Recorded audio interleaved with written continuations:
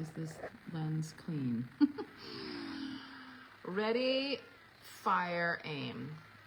That is my tendency.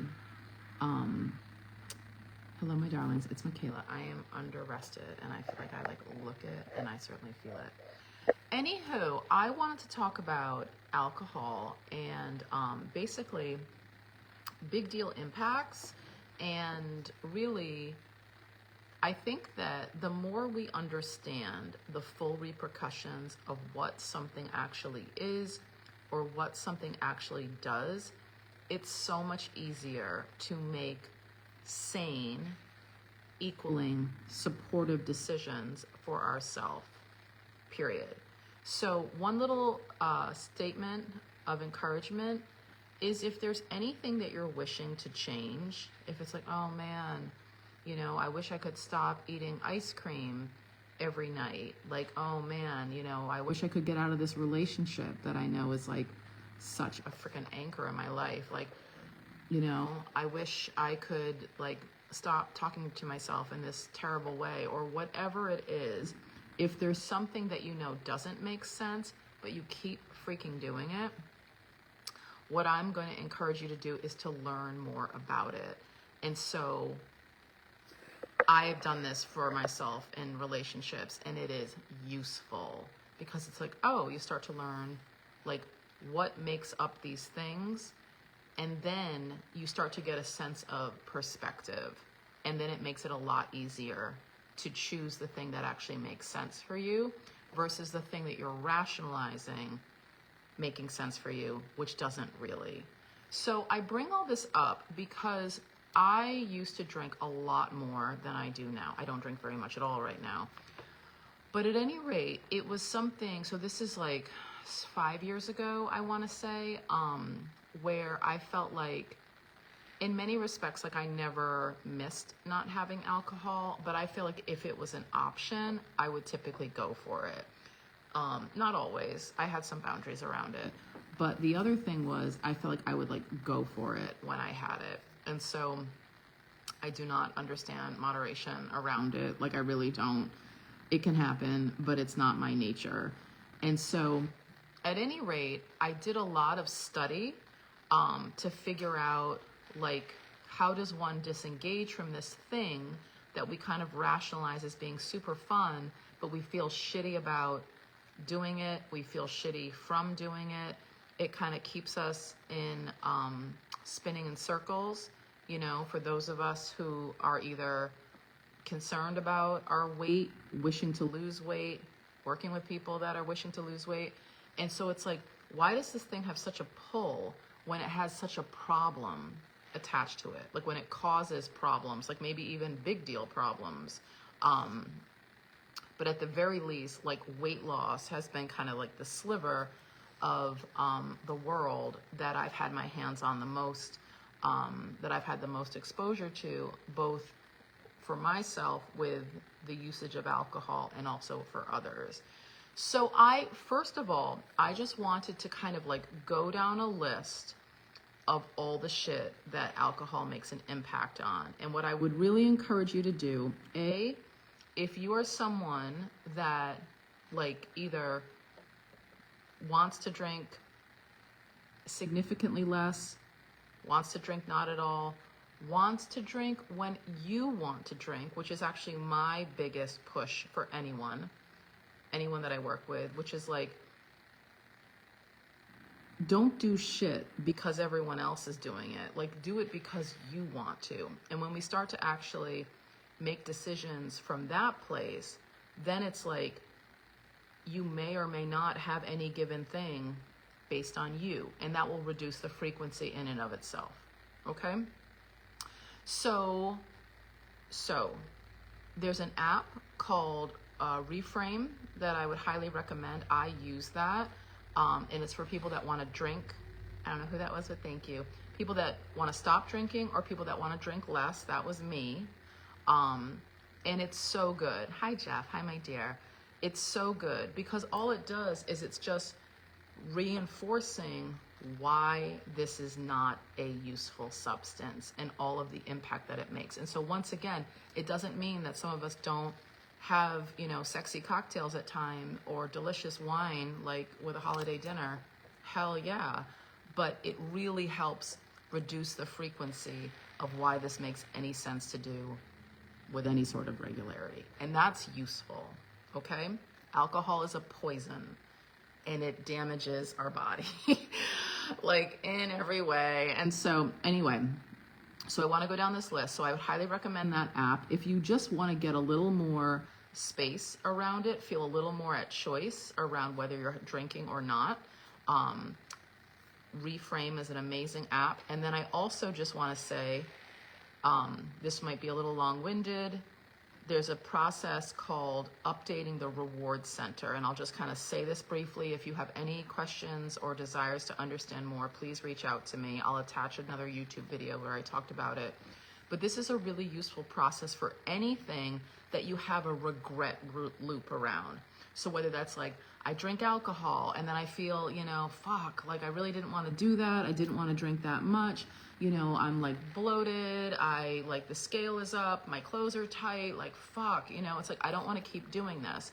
So whatever it is, anything that you have this kind of regret loop, do this process if you want to get out of it. So basically updating the reward center is essentially making two lists, pros, cons, and then numbering each one 1 through 10, the severity, the importance, how good this is, how bad this is, 1 through 10. And what it does is it updates the reality in your brain around this thing. So it's super useful. And what it does is it puts your truth where you can see it. And for best results, you look at this shit over and over again. And what it does is it literally updates the part of your brain that has the belief still, this is so fun, this is so great, oh my God, you know, I don't want to miss out, like I want to be having a good time like everybody else. But when you're actually, when you've digested your longer list, I think that's how this works, of cons in terms of, you know, this makes me look crappy, this makes me feel crappy, this like damages my liver, like this affects my brain, this is making me gain weight, this increases my risk for cancer. Like when we start to like look at this shit, this makes me feel more disconnected, I waste my next day, like makes me feel like a loser. Like when we start to actually digest that stuff, then that is front and center. So then when we're offered a glass of wine on a Tuesday night at some like nothing event that we know we have to get up early the next day for, it's really fucking easy to say, oh, you know, I'm all set, thank you so much. Like, no thank you. Okay? Be in touch if you have any questions about this. So I wanted to talk about this. Basically, like, the fact that alcohol can be an option, and I want to talk about like alternatives. I feel like, Jeff, if you are still here, I feel like I want to talk to like bar owners, or have bar owners like hear this, or restaurant owners, because I feel like alcohol is a big business. And I don't wish for like restaurants or bars to be hit by my desires, but I feel like they should be carrying other stuff, and it's not freaking mocktails. Like, I think it could be something else. So anyway, we'll talk about that at the very end. All right, so I'm just gonna rattle through some stuff. So if you were like not aware, like why alcohol is like terrible, here are some things. So besides the hangover, like we are probably all aware of the fact that like, especially for women over 40, it messes with our sleep. It can mess with your hunger the next day. It can mess with cravings the next day. Yep, you can just feel like absolute garbage. Energy can be low. And so that's like, you can have headaches. And that's with drinking very little. I feel like I hear that a lot with women. Anyway, but besides the hangover, which is like not the only price to pay, so how does alcohol impact us? It impacts our brain and our mood. It shrinks brain volume over time. even moderate drinking shows measurable gray matter loss. This is the biggest thing, actually. The greatest reason why I chose to step away from alcohol, the most compelling thing for me in my learning, was that basically alcohol sets a very high bar for our dopamine. So the fact that, alcohol can be something easy to kind of lunge for because it's like fun in a bottle. And that's because it gives you this huge dopamine spike. But the deal is, if you drink with any sort of regularity, that bar stays high. And what that means is you need alcohol to get to it. And everyday pleasures, like, someone doing something nice for you, a sunset, like puppies, they don't feel as pleasurable. Like, you don't get as much joy out of life if you drink regularly, because it naturally sets and keeps your dopamine bar high. So everyday pleasures can't get anywhere near that. Anyway, so what else? It drives anxiety. So the cortisol rebound after drinking is why we wake up at 3 in the morning with a racing heart or a sense of dread. It disrupts deep sleep, which is where emotional processing and memory consolidation happens. And so basically it's like we're just not recovering when we're sleeping. Aging and appearance. Again, like, if you give a shit about what you look like, do not drink. I feel like the people in the world that look the best, that age the best, don't drink alcohol. I ran into a beloved fat burner on Saturday night at this fun lounge that like prompted this conversation. He was there with his girlfriend, and he looked great, but he looks great, and it's because he doesn't really drink. Like, I'm sure every once in a while, like, yes for the toast at a wedding, or something like special, or again, a small amount, but he doesn't really drink. And it's like, it looks it. I think Anne Hathaway is like another celebrity that doesn't drink, and it's like 40 something, looking gorgeous. But at any rate, alcohol speeds up aging. So it directly destroys collagen. You're producing less and breaking down more simultaneously. So if you are someone that's like investing in your appearance, doing like procedures, using products for collagen, alcohol destroys this shit. So let's like cut out the faster breakdown and like do not use it and not have this impact. It causes cellular dehydration that shows up in skin as lines, dullness, and lost plumpness. It triggers glycation. And so this is basically when sugar molecules stiffen and damage collagen and elastin fibers, apparently irreversibly. It depletes zinc, vitamin C, and B vitamins, the nutrients your skin needs to stay young. So next category, weight and metabolism. So this is my department. And so basically I'd say this to fat burners, like, when we have alcohol in our system, essentially our liver prioritizes processing that versus metabolizing fat. So we don't want to have alcohol in our system. We don't want to put fat metabolism on hold just so we can get this junk out of our body. And the truth is, if we drink with any sort of regularity, then we get this kind of backlog. It takes like 24 to 48 hours to like get alcohol fully out of your system. So it's like, if you're drinking daily, you're just like keeping it going. At any rate, so that's a reason I'll say to our fat burners, like, please keep alcohol to once a week on a carb feast. Maximum. That's what I ask for. But I hope words like this continue to make an increasing impact for the people that I get to work with. Anyway, so yes, so alcohol acts as a complete metabolic shutoff switch.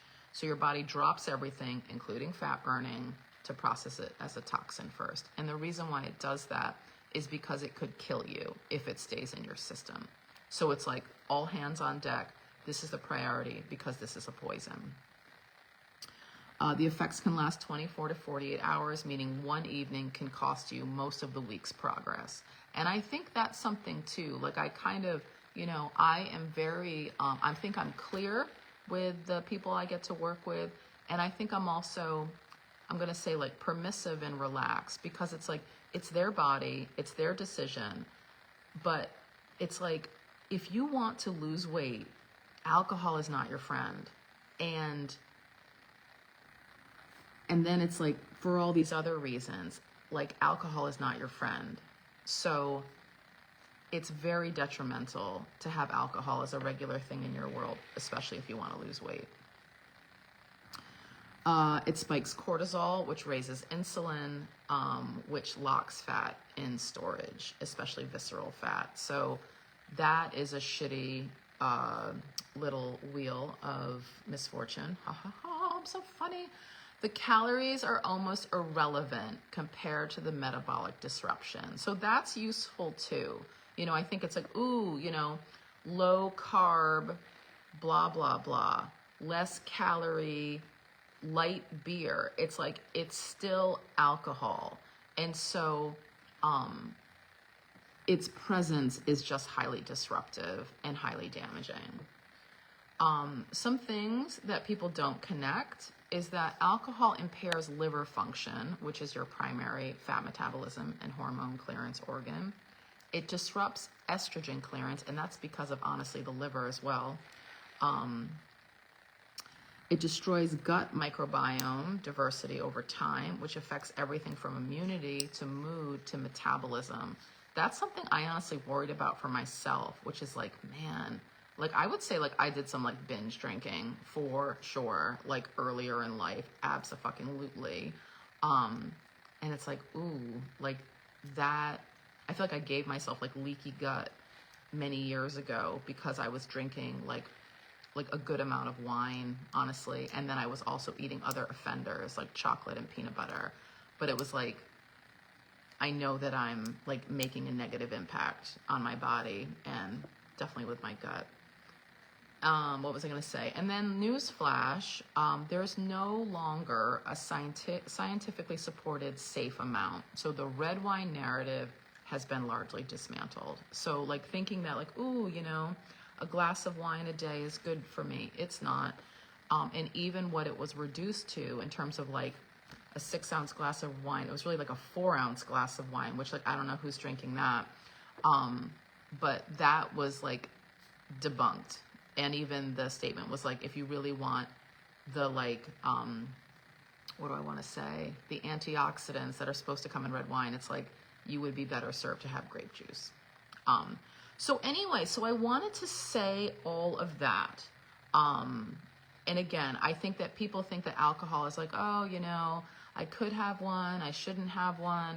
But I don't think they get like the magnitude of what it impacts regarding our brain, our happiness, how quickly we age, how it speeds up aging, weight loss, our metabolism, our liver, estrogen levels, cortisol, liver function, gut health, and then essentially like it is just a poison.